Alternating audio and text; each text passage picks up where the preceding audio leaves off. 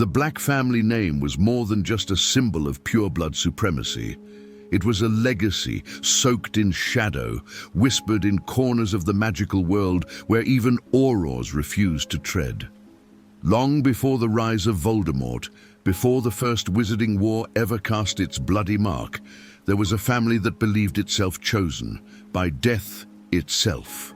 In the heart of Old England, on a street no muggle could find, stood 12 Grimold Place, a house cloaked in spells so dark it breathed like a creature in hibernation. That home wasn't just brick and magic, it was a mausoleum for centuries of secrets.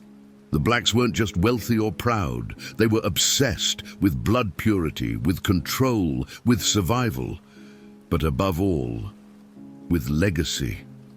They believed that death was something to dominate, not fear. And behind closed doors, their ancestors whispered forgotten rituals passed down from times when the ministry didn't yet exist, and dark gods still answered to blood. The family's motto, toujours pur, always pure, wasn't just about bloodlines.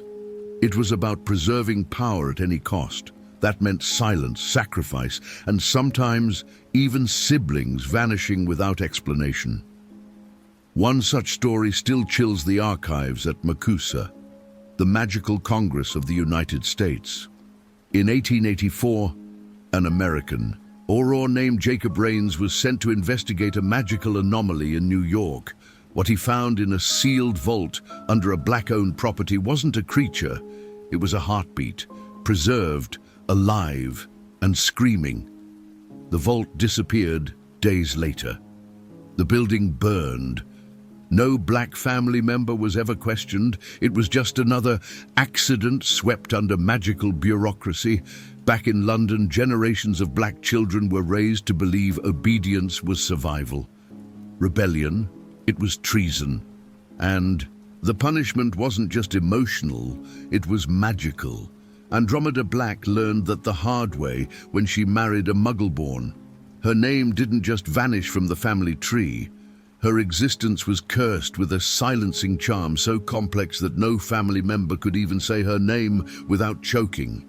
Sirius Black, the rebel, became the family's shame, but he wasn't the first to resist. Documents found in an abandoned vault beneath the Department of Mysteries hint that the first betrayer was a daughter, unnamed, who was burned from records and remembered only as the Flicker. The Blacks practiced a form of ancestral communion. Think of it like magical seance meets necromancy. Through blood offerings and enchanted heirlooms, they could speak with their predecessors. But some say what answered wasn't always human. In the Black family's version of the afterlife, only the loyal were rewarded. The disobedient, they were lost, or worse, used. This belief led them to perform one of the most forbidden magical acts in wizarding lore, the reversal rite. A secret ritual meant to trade death from one soul to another, extending life through acceptable loss. It was used sparingly, and always with a family member deemed expendable. There's a reason why Bellatrix Lestrange was so fearless in battle. She believed death wouldn't claim her, because she had already paid its price. Old Gringotts ledgers show transactions to an unnamed vault known as the Morning Hollow, a financial black hole tied to the Blacks and a long-forgotten coven from Appalachia. Some say the deal was more than gold. It was a soul-for-safety pact, signed in blood. American wizarding records show that 3 children across Texas and Georgia disappeared during the same years Sirius was at Hogwarts. The link? Each family had a vague ancestral tie to the Blacks, distant but pure, collateral perhaps. No one was ever charged. But what's most terrifying isn't what the Blacks did to others, it's what they did to themselves. The curse wasn't just cast, it was bred. And now, as whispers grow in wizarding alleys from Boston to London, some ask, did the curse of the Black family truly die with Bellatrix? Or is it still waiting for its next heir to awaken it? Hidden behind a deceptively elegant hallway in number 12 Grimold Place was a piece of magical history more terrifying than most cursed objects in the Department of Mysteries. A massive ancient tapestry, burned, stitched and living, known by insiders as the Black Chronicle. To the outside world, it was just a family tree, but wizards who understood enchantments of the old world knew better. The fabric was soaked with enchanted blood, threaded with hexes that reacted to betrayal, and charmed to feel every name woven into its veins. It watched, it judged, it burned. Every time a Black defied the family's sacred code, whether by marrying a Muggle-born, questioning the bloodline, or even hesitating in loyalty, the tapestry didn't just erase their name, it attacked their memory. People would forget their faces, letters would vanish, photographs would fade. An unspeakable case occurred in 1942 when Cassiopeia Black attempted to leave the family to study magic in Salem. Days later, her body was found in an alley in Baltimore. No wounds, no wand, just the scent of fire and the imprint of tapestry threads burned across her chest. Her name never made it to the family tree. Some scholars at Ilvermorny have long suspected that the tapestry itself was a modified branch of sentient textile magic, a dark art imported from ancient Rome, where certain noble families preserved not only their history, but their vengeance through woven spellwork. But the Blacks took it further. They enchanted the fabric with what one unspeakable called empathic binding, allowing it to link emotionally with each Black heir, causing nightmares, visions, and physical reactions when one was about to fall out of favor. Sirius once confessed to James Potter that as a teen, he'd wake up choking with the taste of ash in his throat. His bedroom? It shared a wall with the tapestry chamber. Regulus, on the other hand, seemed embraced by the tapestry. His name glowed brighter. The air around it hummed. It is said that before he left to confront Voldemort's Horcrux, the tapestry shed a single glowing thread which he took with him and never returned. Bellatrix believed the tapestry whispered to her, in tongues, in commands, in temptations. She often sat before it for hours, rocking, eyes rolled back, as if receiving prophecy. Creature, the house elf, once claimed she was speaking to the bones of the blood. No one believed him, but the burning of Andromeda's name and the way the fabric screamed when it happened was enough to make even dark-willed wizards feel a chill. American cursebreakers who later examined the tapestry during the Order of the Phoenix's occupation of Grimmauld Place noted that it resisted magic scans, occasionally moving its threads when not observed directly. One expert from Macusa theorized that the tapestry was not merely enchanted, but alive, feeding off magical energy and ancestral memory, perhaps even carrying the consciousness of the family matriarch, Melania Black, whose blood was rumored to be mixed with basilisk venom during childbirth. That venom, according to Appalachian witch lore, preserves soul fragments if administered during a blood rite. If true, it would mean the tapestry wasn't just recording names, it was preserving identities, curses, voices. The horror lies in this. When a Black dies, their imprint may not pass into the afterlife. It passes into the weave. And if someone, say a descendant or a cursebreaker, were to reactivate that enchantment today, what would they awaken? It is said that in the final weeks before the Battle of Hogwarts, the tapestry began glowing again, despite the house being abandoned. Some believe that the name Sirius flickered one last time. Others say Bellatrix's thread curled into a spiral, the sign of magical rebirth. But one thing is certain, no other pureblood family left behind a memory so physically cursed, so watchful, so hungry. The Black Tapestry isn't history, it's unfinished business. In the twisted web of the Black family, one figure towered over generations with a voice that echoed through stone and spell. Walburga Black, the matriarch whose portrait still screams from behind velvet drapes decades after her death. She wasn't just Sirius's mother. She was the keeper of the old ways, a pure-blood zealot whose devotion to family tradition bordered on the fanatical. But few know the truth. Walburga didn't simply preach legacy, she fed it. Her obsession with bloodlines led her to study forbidden genealogical rituals, magic that traced ancestry not just through name, but through soul resonance. In her private writings, later confiscated by the Order, she speaks of blood that sings and blood that betrays. From the moment Sirius was born, she sensed the rebellion in him. She described him not as a baby, but as a crack, a fracture in centuries of perfection. To correct this, she began rituals in secret, many of them rooted in obscurus lore, the kind studied only by fringe scholars in the American Southwest. She believed that by recentering the blood, she could realign her child with the ancestral path. These rituals were not sanctioned by the ministry. One involved anointment with ash from burned family artifacts. Another required the placement of ancestral hair beneath Sirius's pillow every full moon. But nothing worked, and so her love, if it could be called that, became control. She bewitched the house itself to respond to Sirius's disobedience. Doors wouldn't open for him, floors would creak louder beneath him, mirrors would fog when he walked by. When Sirius ran away to the Potters, Walburga unleashed a fury rarely seen in magical society. Not only did she burn his name from the tapestry, she placed a tracing charm in the threads, hoping to track him from afar.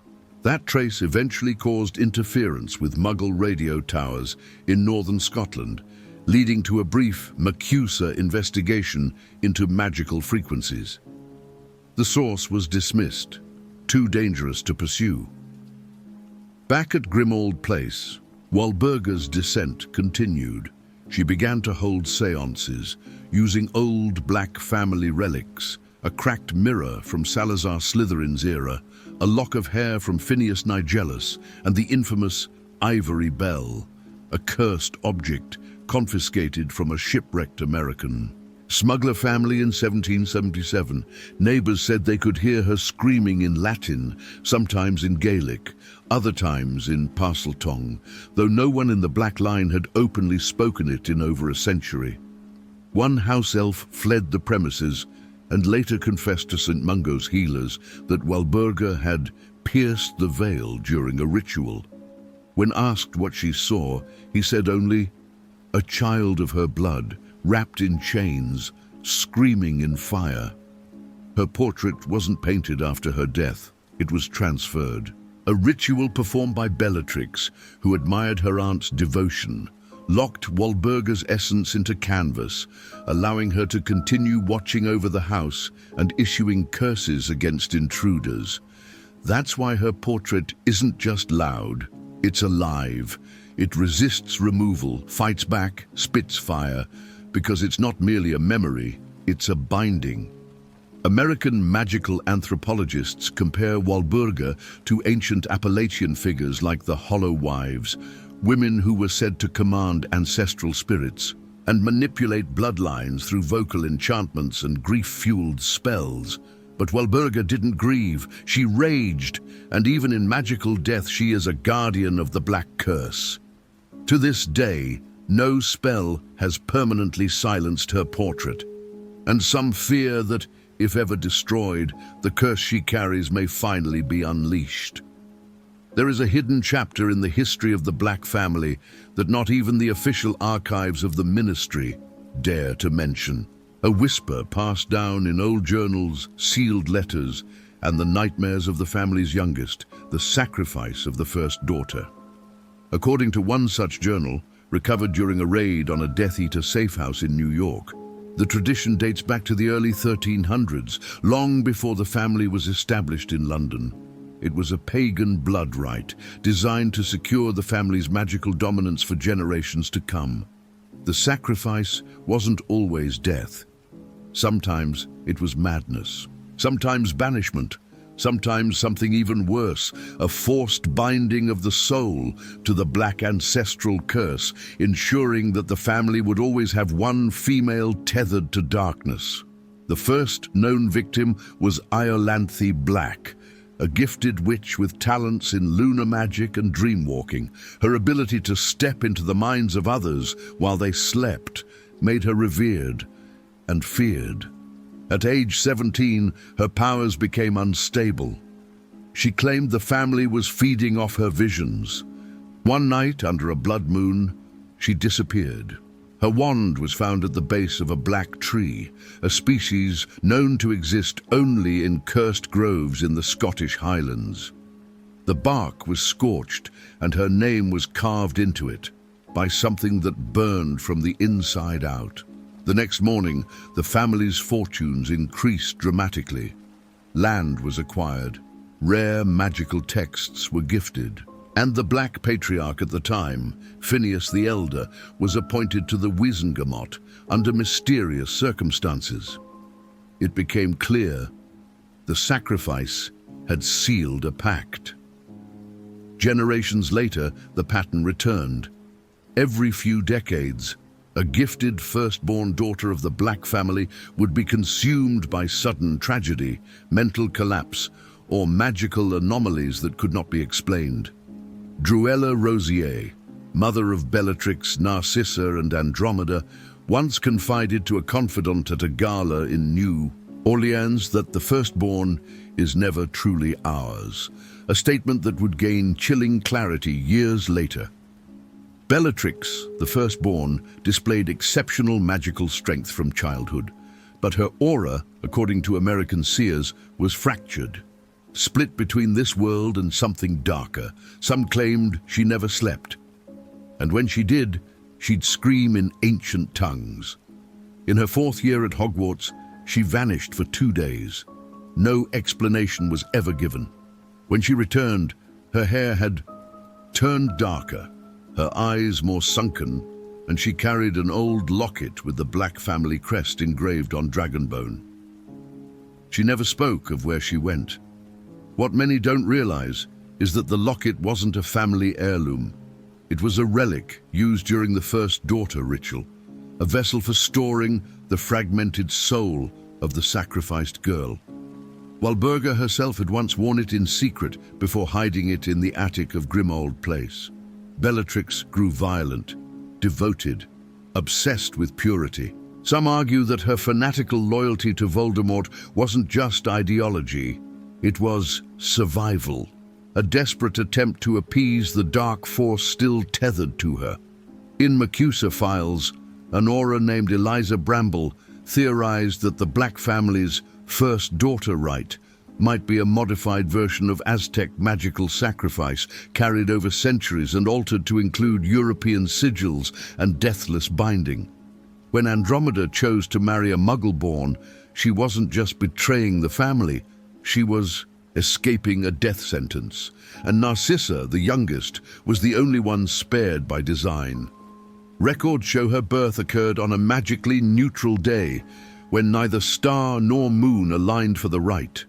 To this day, the attic of Grimold Place remains locked with a seal that no spell has been able to break.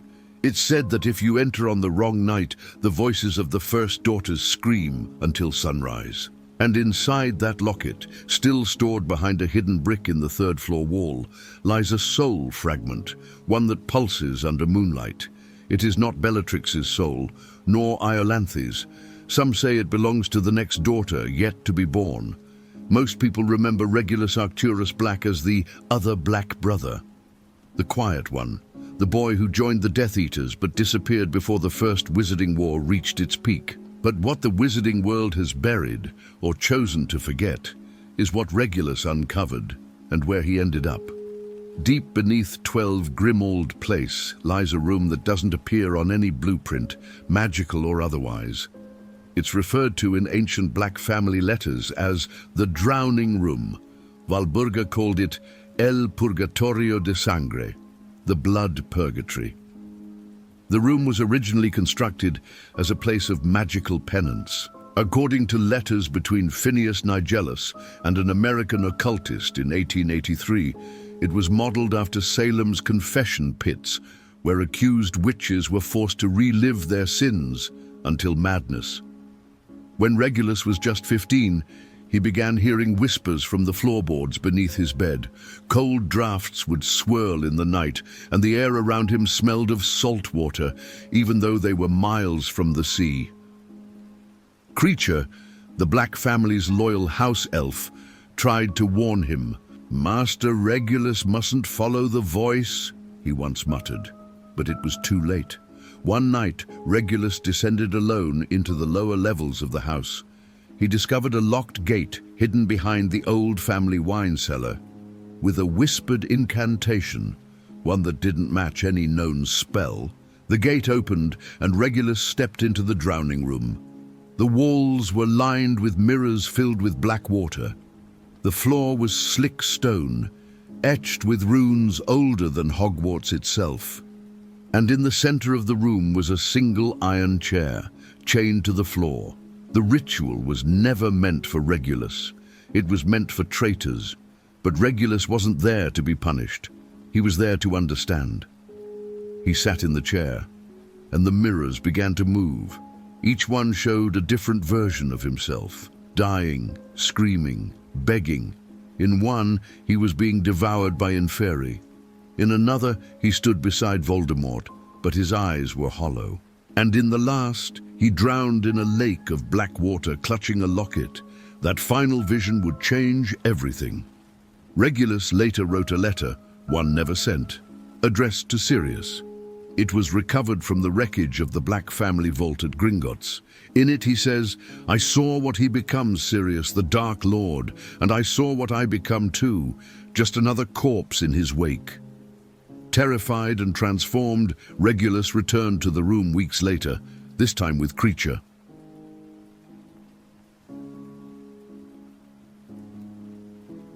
He performed the ritual again, this time using his blood.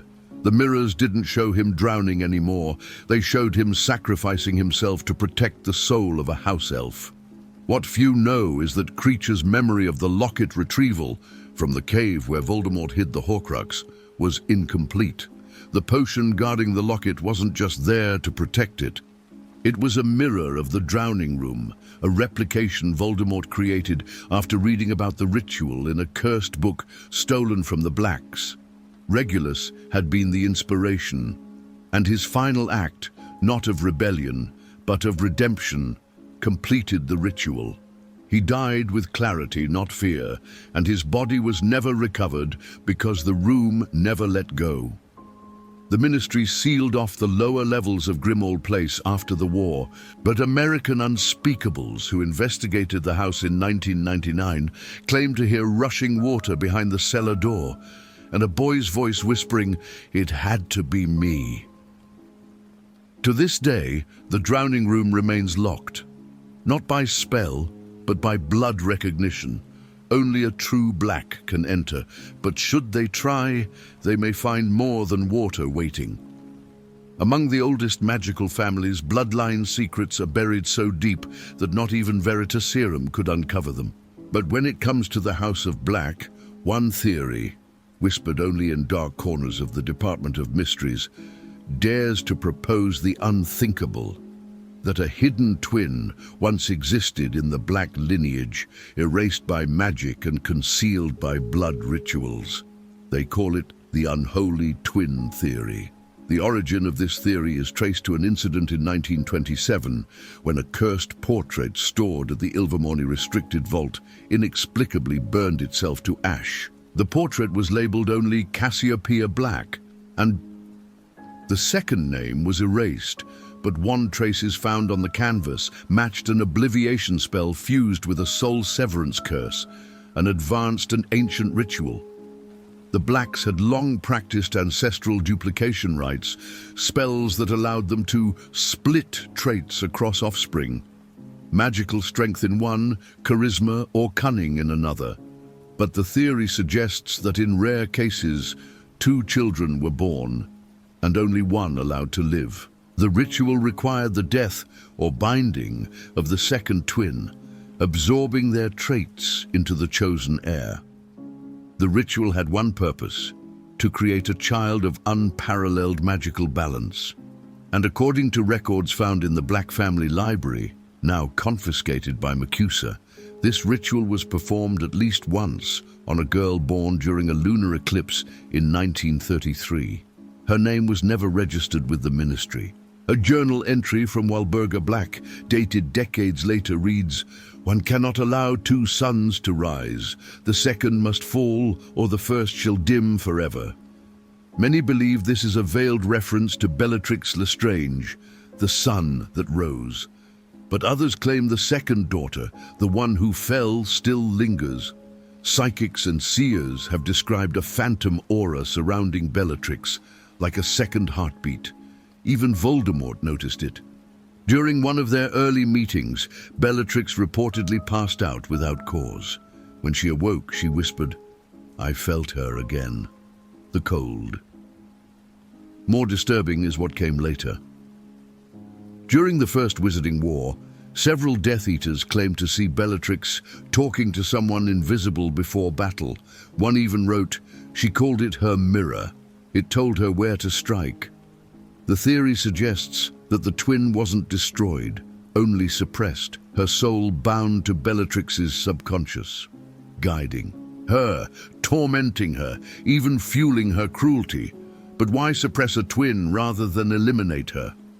Some theorists suggest the second child was prophesied, a girl marked by the stars as a seer of chaos. Her powers were too dangerous to let live, and too valuable to discard. Enter the practice of soul fusion, banned in both the UK and US, but known to the Blacks through ancient Greek tomes. The process merges two souls, but only one remains in control. The other becomes a shadow. But shadows sometimes learn to whisper back. There's a file in the Department of Mysteries marked Subject BE with a red warning label, "Fragmented Psyche, Dual Magic Source, Handle with extreme caution." No one knows for sure who BE is, but many suspect it's Bellatrix Eclipsa, a codename used in prophecy fragments intercepted in 1981, the same year Voldemort fell. And in 1996, during her duel with Hermione Granger, Bellatrix reportedly paused mid-spell and screamed a name no one could understand. It wasn't Latin, it wasn't a curse, it was a name no one had ever heard before. But when written phonetically, it sounds eerily like Cassara, the twin that was never born and perhaps never truly gone. Hung with pride in 12 Grimold Place, the Black family tapestry is more than just a record of pure blood genealogy. It's a living artifact, enchanted, ancient, and whispered to be woven with blood-infused thread from the family itself. To outsiders, it's just a cursed heirloom, one that burns away traitors like Sirius. But unspeakables from the British ministry believe it functions as a magical containment device, a kind of prison for family energy, memories, and perhaps souls. The tapestry moves when no one watches. The names twitch, dates change. And if you stare long enough, you may see things that aren't stitched there at all. According to a suppressed journal by Professor Sinistra, recovered after her brief disappearance in 1993, the tapestry displays temporal bleed, where certain names flicker into view for moments and then vanish again, ghost names, forgotten blood.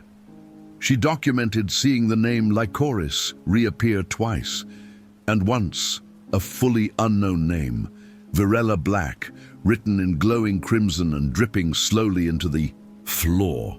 But the darkest secret isn't what appears, it's what screams. House elf testimonies dating back to 1890 refer to the tapestry room as La Sala del Eco Maldito, the room of cursed echoes. One elf said it plainly, "The wall cries at night." The theory is that each black who is burned from the tapestry isn't just erased, they are sacrificed to the fabric, their essence feeding the magic that keeps the line strong. In fact, Sirius Black's burning wasn't done by hand. When he ran away, the name burst into flame on its own, according to Creature. Walburga only sealed the wound with a silencing charm. It suggests the tapestry has agency, that it decides. One of the oldest threads, dating back to the 1300s, contains runes that match Etruscan binding spells associated with soul entrapment.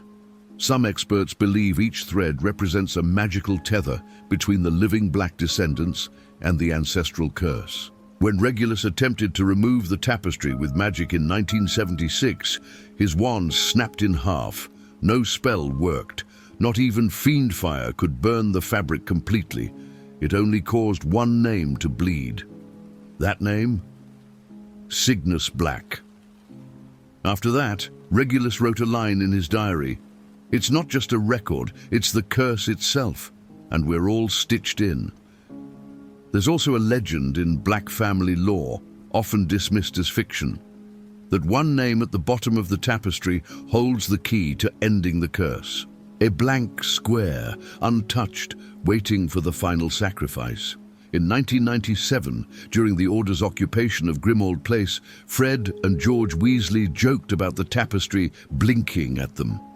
But Hermione later admitted that while alone in the room, she heard a voice call her name from inside the threads. Could the tapestry reach out to non-Black blood? Could it choose an outsider to carry the burden? American magical scholars have speculated that the tapestry is sentient, and that it not only holds the family's past, but predicts its future. In that case, who is the blank square meant for? And what happens when it's finally filled? Most witches and wizards believed that number 12 Grimmauld Place held nothing but dusty furniture, dark artifacts, and a portrait that screamed obscenities. But beneath the foundation of the ancestral Black home, there's a room no one talks about, because few survive the attempt to reach it. Known in whispers as the Hollow Below, it's not listed on any magical blueprints. The room doesn't appear on the Marauder's map or even respond to Revelio spells, but its existence was first hinted at in a torn page from Regulus Black's private notes. It breathes below the floorboards. The house doesn't end where you think. This room, if it can be called that, is believed to be a chamber created through spatial distortion magic, an art lost to time, practiced only by the earliest European bloodlines like the Blacks, Gaunts, and Rosiers. It was meant to hide things not from outsiders, but from blood relatives. According to house elf records sealed by the ministry, a Black child was once locked there for 9 days in 1843. No one remembers her name. No one speaks of her return. But the room allegedly contains 3 permanent elements. 1. A mirror that reflects your death. 2. A basin that holds your unfulfilled legacy. 3. And a door that only opens when a family member dies inside the house. Some believe Orion Black attempted to destroy the chamber after Regulus's disappearance, but failed. His wand was found in ashes, but no trace of fire in the house. The energy in the house shifted after Sirius returned in 1995. Several Order members, including Tonks and Lupin, noted that rooms began to rearrange themselves, staircases disappeared, and portraits whispered in languages no one had ever heard. Mundungus Fletcher once got lost for 5 hours inside the house. When he emerged, he muttered only one thing before passing out: "She's still down there, and she knows my name." This triggered a full investigation by Mad Eye Moody, who placed a permanent Fidelius charm, not just on the house, but on its substructure. His files note that something in the foundation was older than the rest of the home and very much alive. Hermione Granger later theorized that the room was a magical anchor, a metaphysical weight that kept the Black family curse bound to the physical plane. Destroy the room, break the curse. But how do you destroy something that rewrites reality around itself? In 1997, just before the Battle of Hogwarts, Kreacher was found murmuring an ancient lullaby near the cellar. When asked what it meant, he answered, "Mistress told me, if the last thread is pulled, the house will collapse into the hollow." The last thread, scholars now believe, referred to Sirius, who died with his soul still tethered to the house. His sacrifice might have been the key that unlocked the room or sealed it forever. yet the door never opened. American Unspeakables now track Grimold Place under the codename Vault Black. They claim the foundation still pulses, and the location has experienced time anomalies, with owls reported vanishing mid-flight above it. So what lies inside the hollow below? A prison, a tomb, or something waiting to be remembered? If the Black family curse were merely metaphorical, a history of arrogance, cruelty, and obsession, it would have ended with Sirius. But evidence suggests that their bloodline carries actual temporal anomalies, ones capable of distorting time itself. The theory first surfaced in a restricted Department of Mysteries file labeled Project Sanguinis, believed to be authored by an unspeakable under a pseudonym NEB, likely standing for Narcissa Elidora Black. According to the file, the Black bloodline shows genetic echoes, magical imprints passed through generations, not just biologically, but magically. It's as if time refuses to let go of certain Black descendants, repeating specific patterns, emotions, and even choices across centuries. Take Phineas Nigellus Black, headmaster of Hogwarts during the 19th century. His portrait is known to move between offices, but what few know is that it sometimes speaks in future tense, even predicting events before they happen. In 1981, the portrait was heard mumbling, "The boy with the scar, it begins again." This occurred a full month before Voldemort fell in Godric's Hollow. Some call this coincidence. Others believe that Black blood remembers and possibly relives fragments of history it's already endured. Regulus, too, followed a pattern eerily similar to that of an ancient ancestor. Licorice Black, a forgotten name erased from the family tapestry.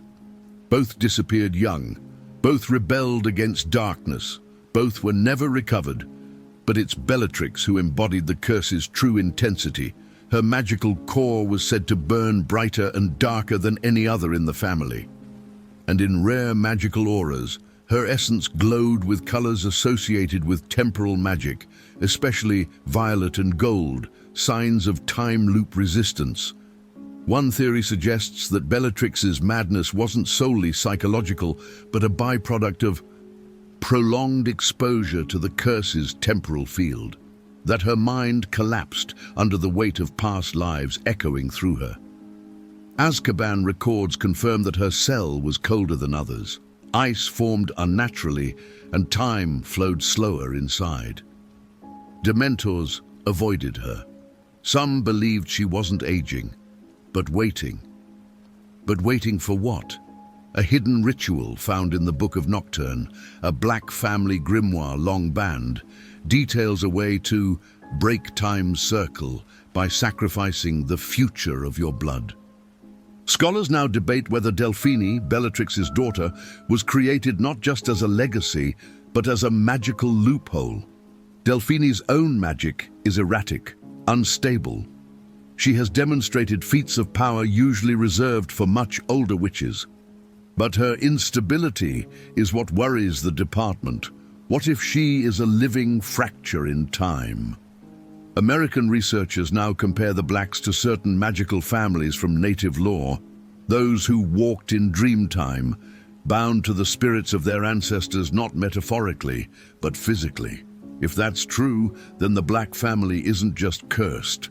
They're tethered, tied to the sins, choices, and bloodshed of every generation before them, unable to escape the cycle because time itself has claimed them as its own.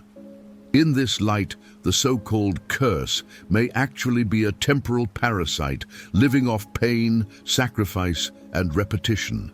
And if Delphine is the next host, the cycle may have only just begun, with the known branches of the Black family tree either dead, disgraced, or erased.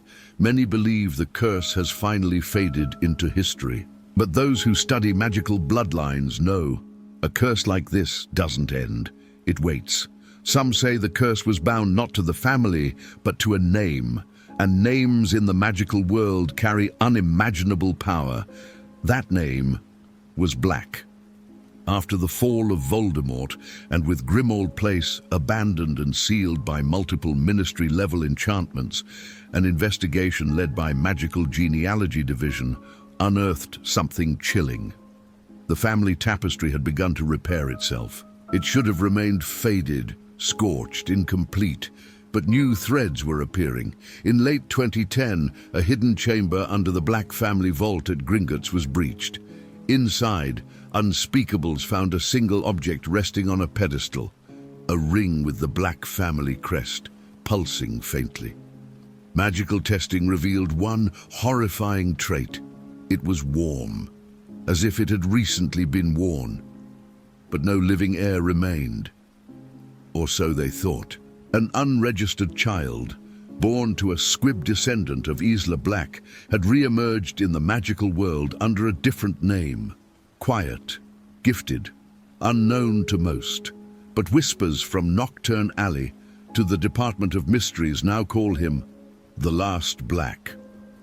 This individual, whose identity remains sealed by international magical law, has been traced visiting ruins, tombs, and sacred sites across Europe and the Americas. Always alone, always vanishing before contact. Some claim he has been attempting to unravel the curse, not out of guilt, but out of ambition. They say he believes the curse can be weaponized, forged into a new kind of legacy, one that grants control over magical bloodlines themselves. Others claim he seeks to resurrect the Black name, not just as a family, but as a magical order, one steeped in the secrets Sirius and Regulus died to bury. At the center of it all is remembrance magic, an ancient branch of sorcery that manipulates memory, legacy, and identity. Forbidden after the Great Wizarding Wars, its core principle is dangerous. What is remembered returns. The Last Black has reportedly collected artifacts tied to key moments in the family's fall. Regulus's locket, Bellatrix's wand fragments, and even a blood-soaked ribbon believed to have belonged to Druella Rosier. These items may be part of a ritual to rebuild not just the bloodline, but its curse, purified, directed, and controlled. Some see this as salvation, others as apocalypse. In a private letter confiscated from the department's Black archive, a former unspeakable wrote, "The curse of the Blacks was never meant to be broken, it was meant to choose. And now, with the world forgetting who they were, the curse remembers." Because in the wizarding world, legacy is more than history, it's power, and no power dies quietly.